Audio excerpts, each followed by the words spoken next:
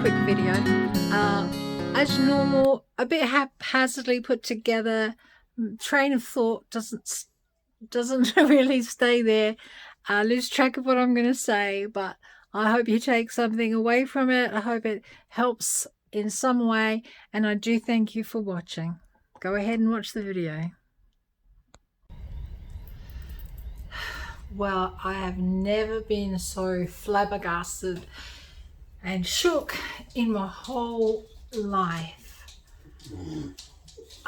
I have no words to describe to you what happened when I went to see my neurologist. So just quick recap. I went to my own GP, I can't even remember now, so many months ago, and I wanted him to document the changes that I have been experiencing over the past about a year. It may be a bit more, but about a year. And you know, he met me with, he dismissed me. He didn't even read what I'd written. He didn't document it, you know how they sit there and type. He didn't do that at all. And he really upset me. And but he made me feel like an idiot, like a bit of like a hypochondriac. Now just take into account I got diagnosed 3 years with CAA, and I think I've been to my GP. He's the only GP I've even discussed it with in 3 years, because nearly 3 years. Oh, three years already. You know, and I've probably only seen him in that 3 years total. I don't even think it would be more than 5, 6, 7 times, and that's not even for CAA. I went a couple of times to get a referral to see someone to talk to. Yeah, I don't even think, well, nothing's happened to me CAA wise, so I wouldn't have.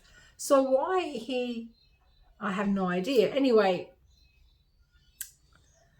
I was really upset when I went back from talking to him, and then I decided, well, I had a form I wanted filled out as well, and it's like, you know, I wasn't going to ask him about the form when he didn't even want to write down anything, and I can back that up because I had to go back to him so many weeks later, because when I did get an appointment with a neurologist, I needed the referral, so I had to go back to the GP, and I had a moment that I actually said to him how he'd made me feel, and he, you know, he's like, no, and so I said to him, because I could see the screen, the way I was sitting, and I said, what did you write on my notes from the last time when I was here? And he said, oh, I said, you didn't write anything, did you? And he said, yes, I've got here that I offered you to be tested for dementia. No, because if he'd offered me a referral to a neurologist, I would have jumped at it. And what was the other thing? Oh, and yeah, well, anyway, but there was nothing about my symptoms. He had scanned them in. But if you're an admin person, you know that there's a procedure you can scan anything in, but to put them on the notes, you've got to transcribe them from what it says on the scan to in the notes. Anyway, enough about that. I'm probably going to jump around a bit at the moment because I haven't got any notes. It was yesterday at 3:30. I saw him. I've had a shocking night, and it's like 5 o'clock in the morning, 5:30 in the morning or something now. So I'm probably going to jump around. Plus, I'm doing it on my phone because for some reason the camera on my computer won't go.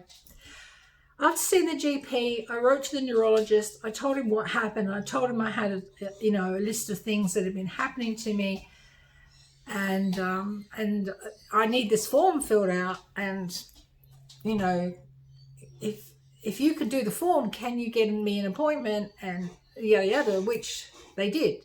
They rang me up with an appointment. So I think to myself, this is great. In the meantime, when I was looking up about vascular dementia, which is linked to CAA, quite a few of the symptoms I've got look to me like symptoms of vascular dementia, and like I was gutted. It was like getting kicked in the gut. It's something that you figure you're always going to have. There's a possibility you might get, but then suddenly, that was a shocker too. Anyway, let's fast forward from then now to yesterday. So my husband takes me and we go in, we sit down, and as they always do, like, what can I do for you? So I quickly briefed him on what had happened with the GP, the fact I had, the forms to fill out, and that I'm wondering now whether some of the things I'm experiencing, whether that might be the onset of vascular dementia. Don't knock my phone. Well, I think my husband was as shocked as I was. This doctor did not want to commit to saying anything. Because I said about the symptoms, blah, blah, blah. And he said to me, oh, well, there's no testing for vascular dementia. Well, hang on. I'm pretty sure that I've been reading that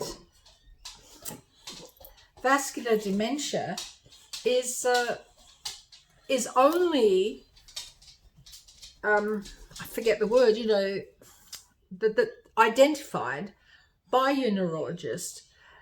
There's no actual test for it, but it is decided upon underlying health conditions, which, hey, I've got CAA for a start, and I'm pretty sure that I read as well that they often send you for like another MRI to see whether the bleeds have show up, that you've had more bleeds, or that kind of thing,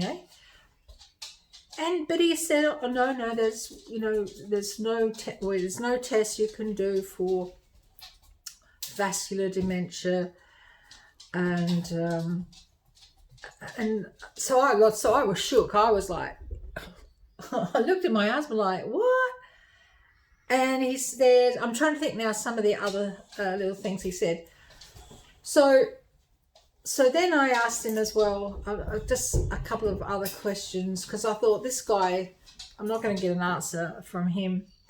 So, I asked him that,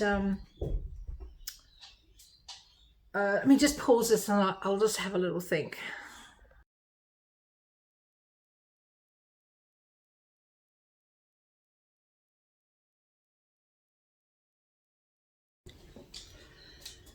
Okay, so memory, you know what it's like.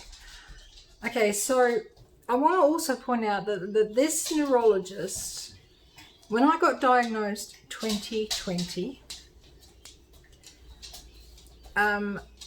there were, before I was discharged, there were a little group of doctors / whoever, you never know who they are, do you? Came to my bed to tell us that they have a diagnosis of cerebral amyloid angiopathy. What do you want? I've got 2 dogs here.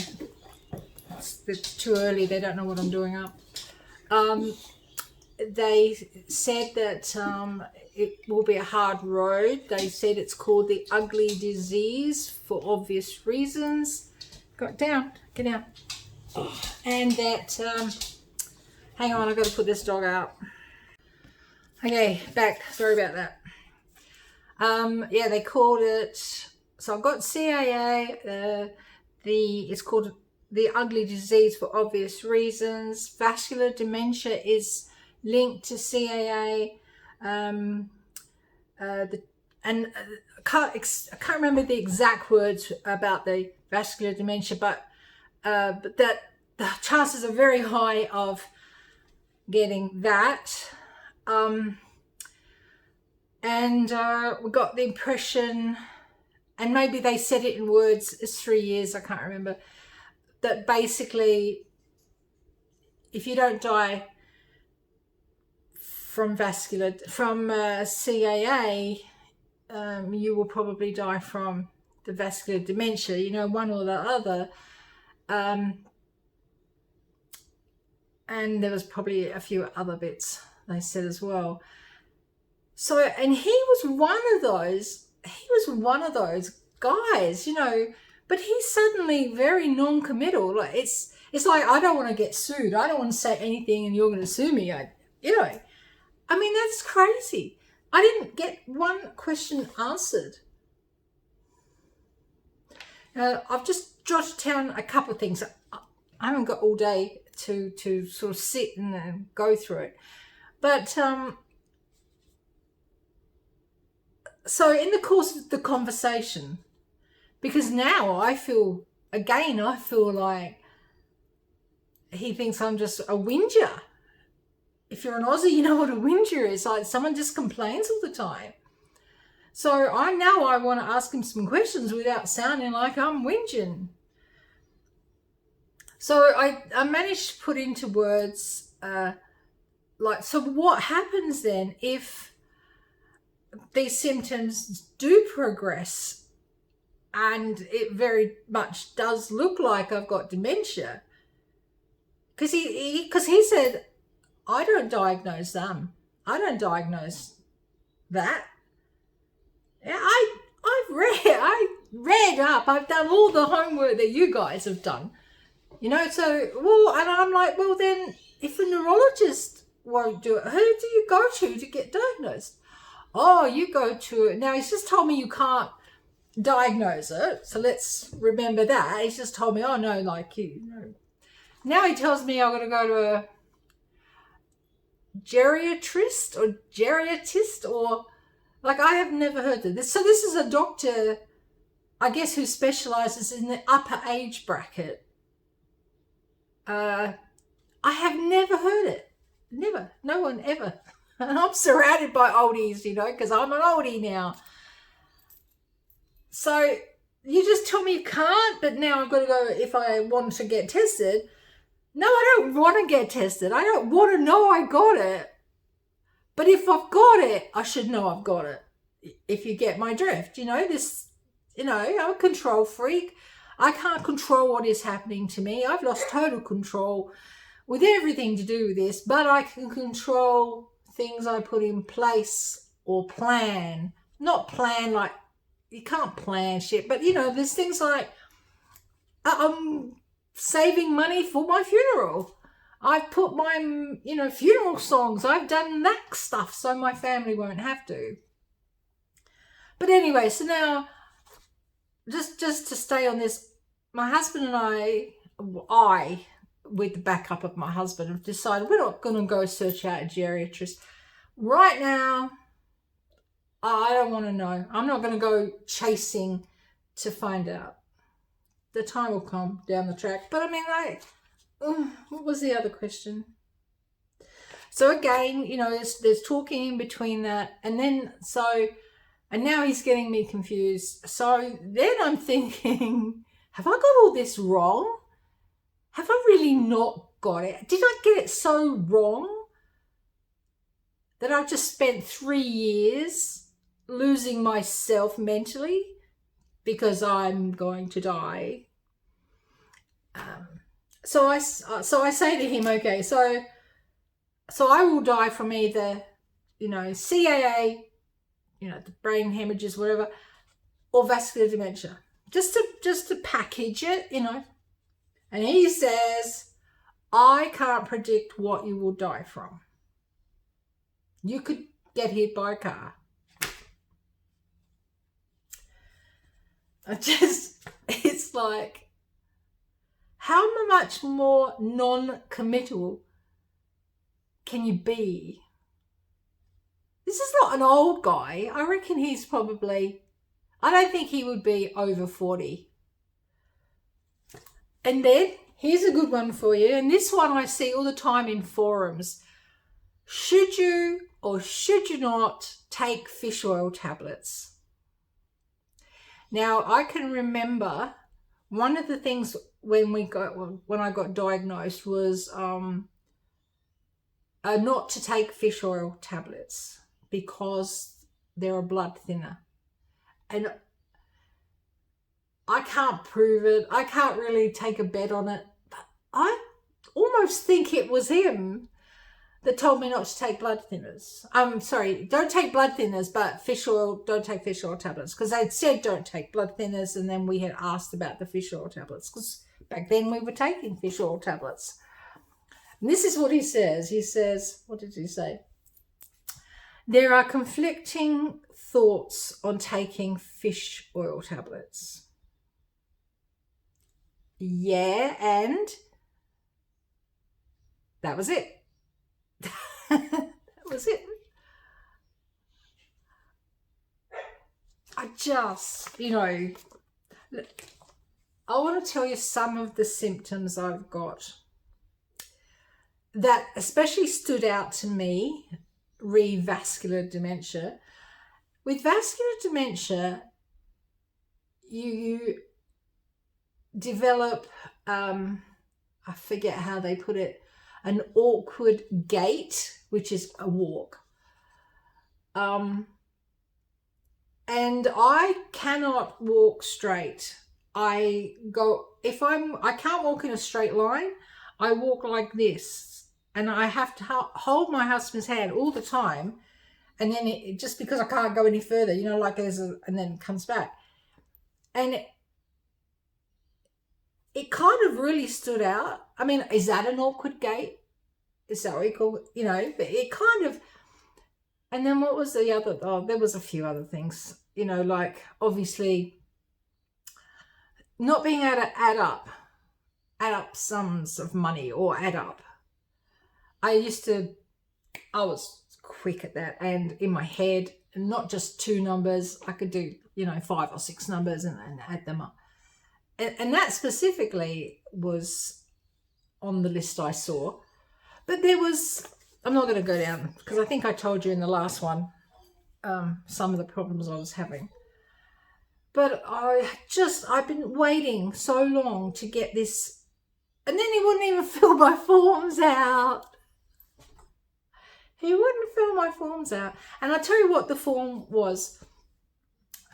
So because 8 years ago, I started a whole heap of things happened to me in a 3-month period. I went off work for 2 weeks to have shoulder surgery.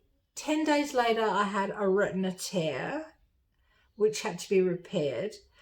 But I'm almost blind in this eye, so this was the only good functioning eye that I've got.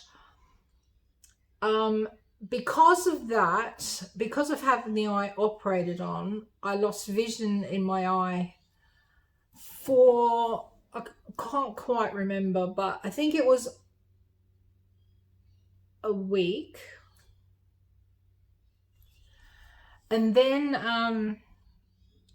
when they operate on your eye, when you have a retina repair, they repair it. I've got a prosthetic band around my eyeball, but they pump a gas in your eye, and you have to stay in a position. So if this is your body and this is your eyes, you have to face down on a bed or on a bed or a mattress, on a bed. And your feet have to be higher than your face, your eye. And that is to stop make sure the gas stays focused on your eye, because over so many days it gets absorbed. You allowed to get up, I think it's if you really need to go to the toilet, and then straight back down, and once a day to have a shower, and only to eat. Then you have to go back down. And I have got my arm in a shoulder, because my arm in a sling, because it's been operated on. I am face down with my feet higher than my face, and we've had to get we've got a memory foam, you know, when you travel on a plane, and we had to kind of thin that down and lay on it with my nose just through the gap. And then I think, I can't remember how many days, 5, 6, 7, I can't remember. And then I had virtually, I couldn't see. The vision I had was, I couldn't see. It was like being in a fog, and which was really scary, because I thought that was the worst thing that was going to happen to me, that I would lose my sight. Then at the 3-month mark after the operation, I was allowed to get glasses, which I did. And then blow me down, I thought, yay, it wasn't clear, it was clearer. And it took me about, I think it was a year and a half to get the vision I've got now, which is really very good. As long as, if for close up, these glasses, and then I had to wear daily glasses as well. And then sometime this year, this specialist actually operated, and the frame, what was it? The lens in my glasses he put in my eye. He took the lens out so that I don't have to wear glasses all the time.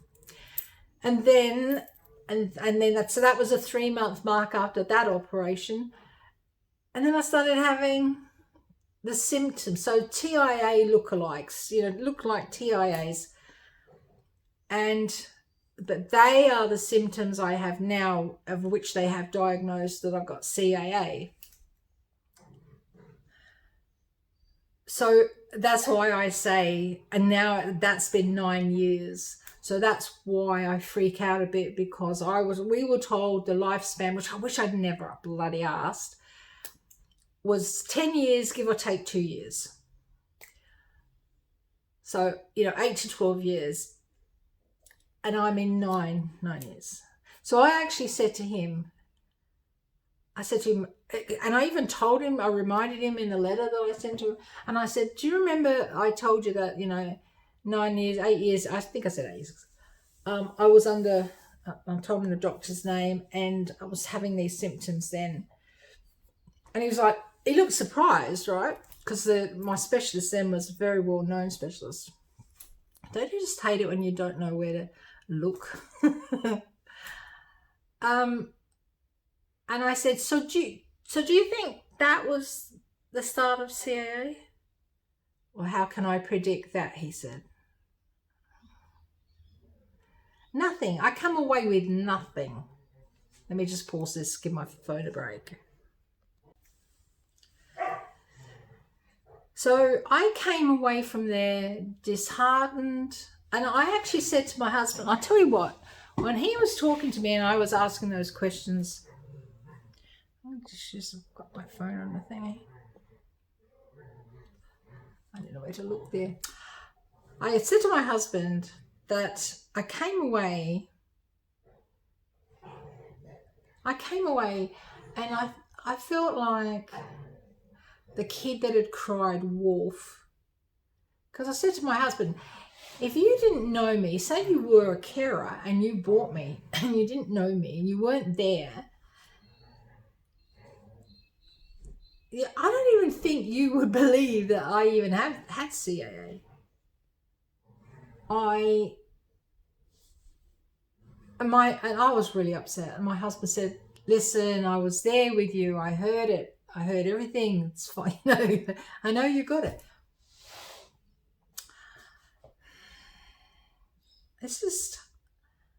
It was a waste of time. And I tell you what, this was in the public system, but the specialists you see are still specialists, and they might work there, but they often have their own practices as well. So obviously I got it under Medicare. What if I'd been paying him big bucks?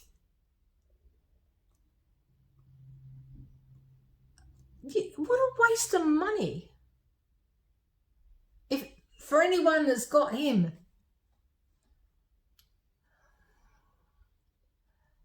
I feel, oh God, why can't you get a straight answer? We're not, especially not in Australia, I don't think we're at that point where you sue somebody because they confirmed a diagnosis.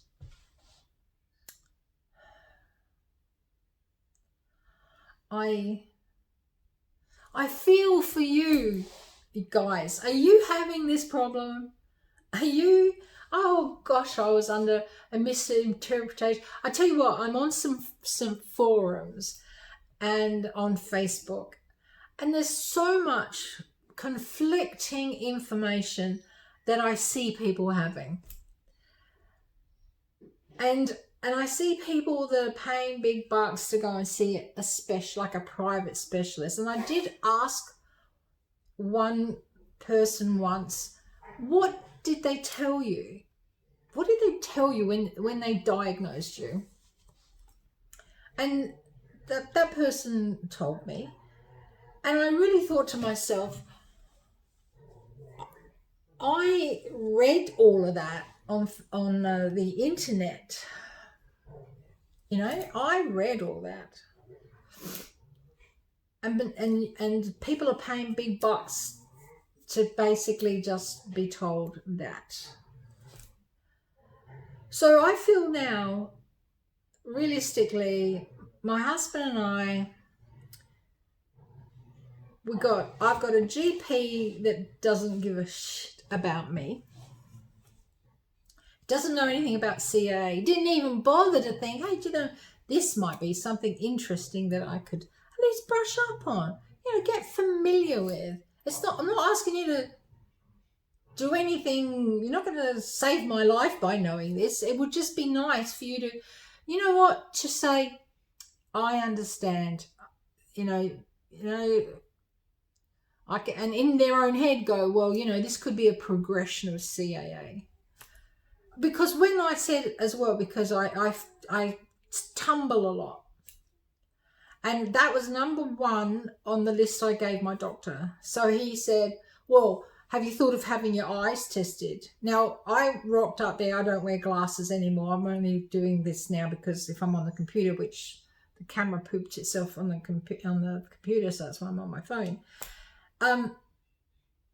So, but he goes, well, have you thought of having your eyes tested? Like, having your eyes tested? Maybe you need glasses.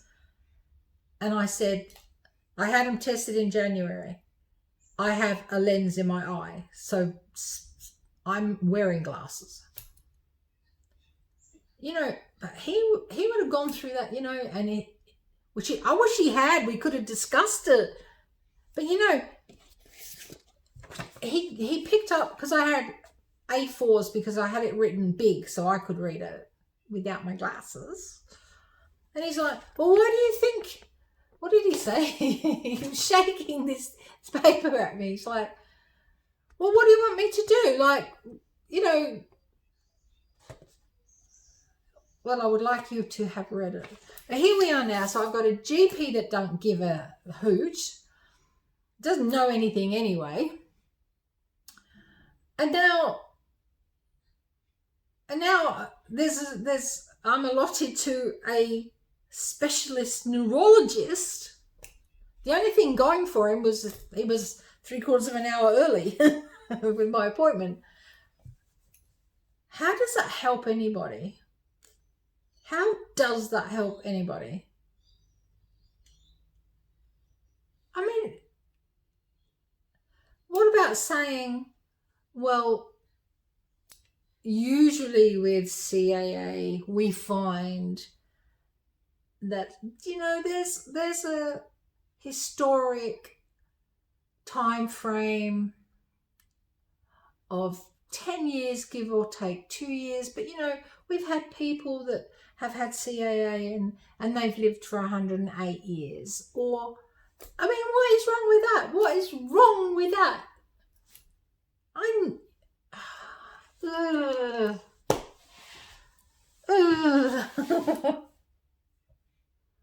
I was really excited about being able to speak with somebody face to face that knew.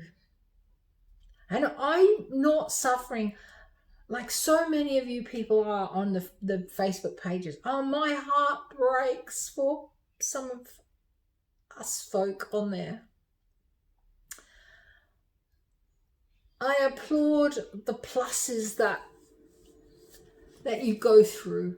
I cry with the sad things that you go through.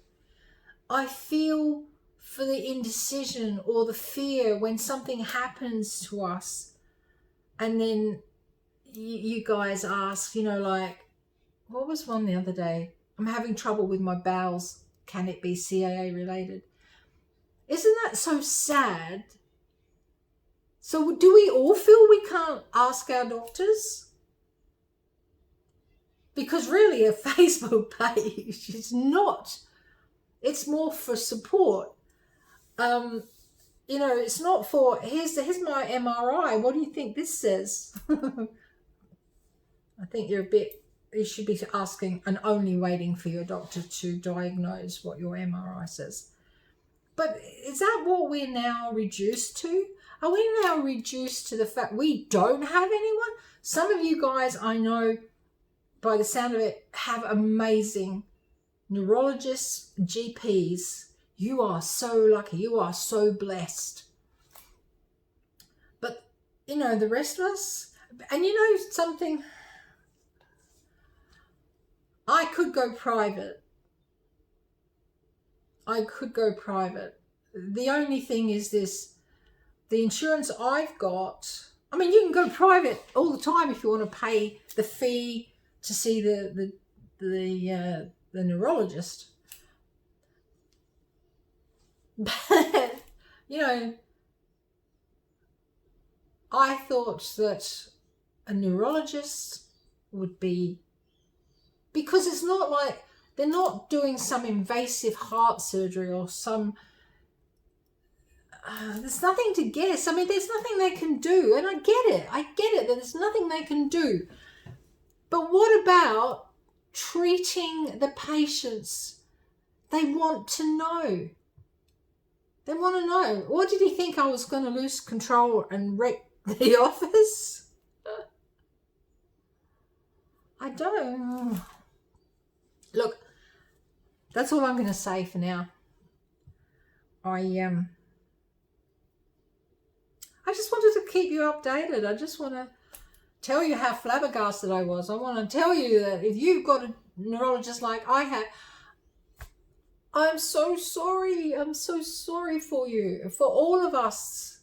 Because who now do we turn to? You guys are looking really good because you guys have got more opinions. And you know what I like about the Facebook pages? You don't give false hope. You know, someone asked the other day, something along the lines of, am I going to die? Am I going to get dementia? I think that was the question, because I hope not. And we gave our opinions. I gave mine that, you know, I was basically told, because that was what we walked away from on my diagnosis in the hospital. Basically, you've got CAA. This is what's going to happen over time. There's a chance you might get vascular dementia, a good chance you might get vascular dementia. And then, I can't think the exact words, but we both came away, my husband and I, because he was it. Basically like, well, if CAA, if your brain hemorrhages, don't get you, then more than likely vascular dementia will, or any dementia, because even he changed that. It could be any dementia. And then, of course, you do eventually die from that dementia. Now that's, and again, am I wrong? Because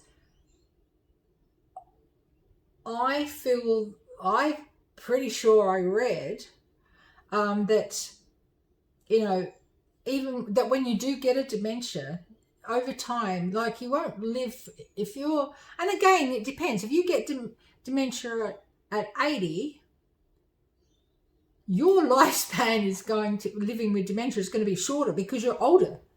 Like if you got dementia at 60, you could live quite a long time. But that's not living anyway, is it? If you've got dementia. Keep on keeping on, guys. I just remind you that I do get comments from you guys on YouTube, and I thank you. I really thank you. But I don't go on very often.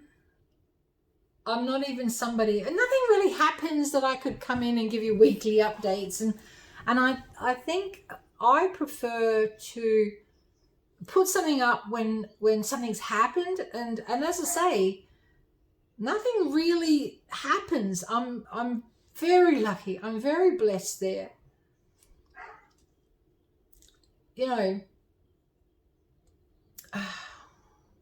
Look, I've got my camera and I just realized it's like this. Have a great day. I think it's Tuesday here. It's Tuesday. My dogs now want me to feed them breakfast because they think it's breakfast time because I got up so early. Stay strong. If I could give you any insight, I would make sure that you got somebody to talk to that you don't feel is judging, because I don't look like there's anything going on internally for me. And it's like I said before, if you've got cancer, you usually get some form of therapy, chemo, radiation, whatever. Then your hair often falls out. Sometimes you bloat a bit. You're not well, but you look not well. And when you say you've got cancer, everybody automatically responds to, oh no, but no one can see us. Maybe some of you, you know what I mean? But there's a lot of us are not at that stage yet. So I don't tell people. I've got a couple of family members that know. But most of my family members have already got some form of cancer or life-threatening thing or extreme depression and anxiety. So I don't talk about it. Anyway, that is it. I'll try to put this together. Sorry if it looks like this. Oh, that's what I was going to say. Thank you for all your comments. I don't get on often enough. I'm not good at keeping up correspondence. So I will respond. It could be a long time. And it's winter here and it's cold in the computer room. I mean, I'm sitting in the dining room now. But yeah, so, but it's the same as letter writing. Thank goodness we've got internet now. We don't have to write letters, else I'd never have any friends. All right, take care. And for all you carers, we love you. We are so thankful for you. We know the hell that you're going through for us. And you will go through for us. And, we would never have wanted to put you in this position.